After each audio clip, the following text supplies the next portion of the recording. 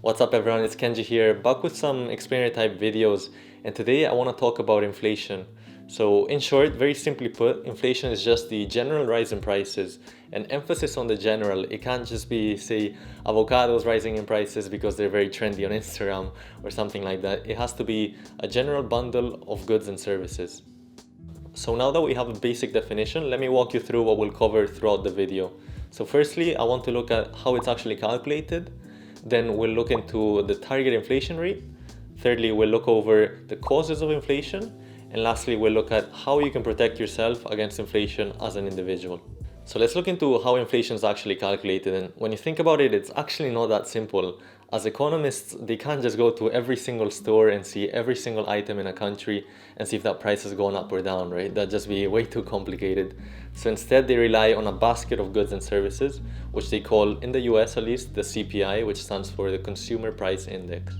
So the CPI consists of a basket with all the things that your average consumer might need, and that's obviously not just food, right? There's other things like transport, medical care, clothing, and so on and so forth that's also going to be accounted for here.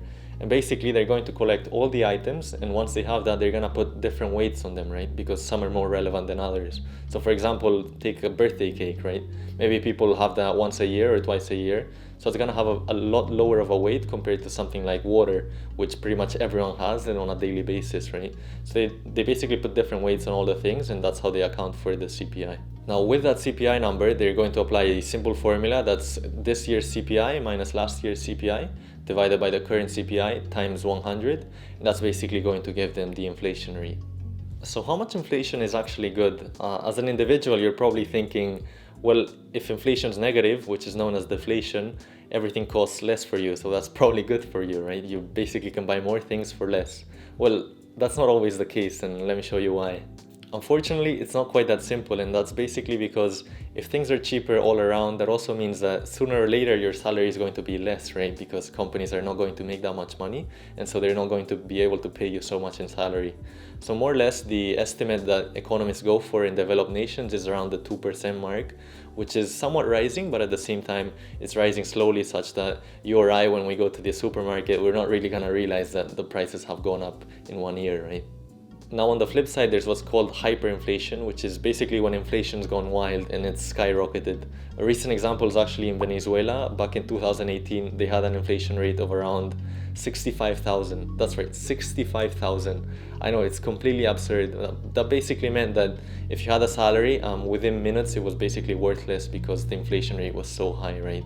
So as a result, it obviously had some devastating consequences on the country. Let me show you an example.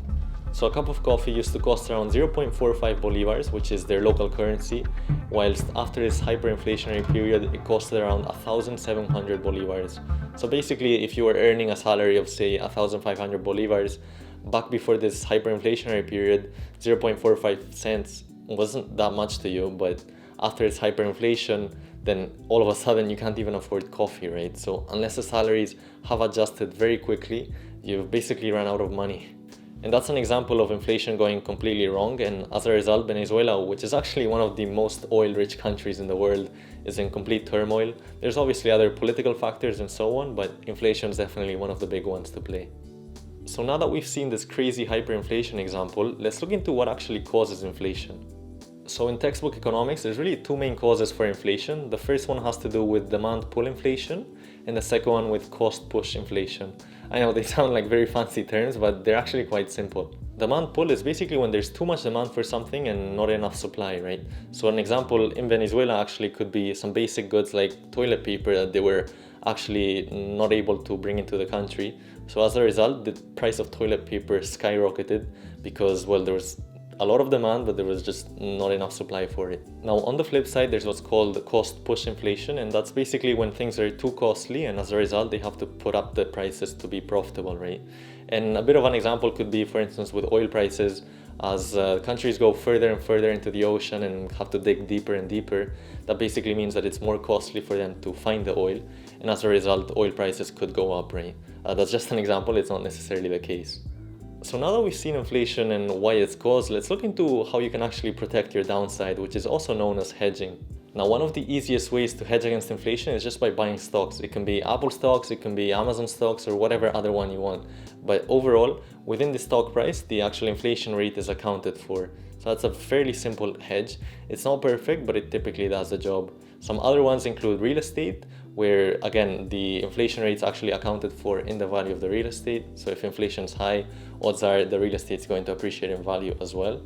And then one last one has to do with TIPS, which stands for Treasury Inflation Protected Securities.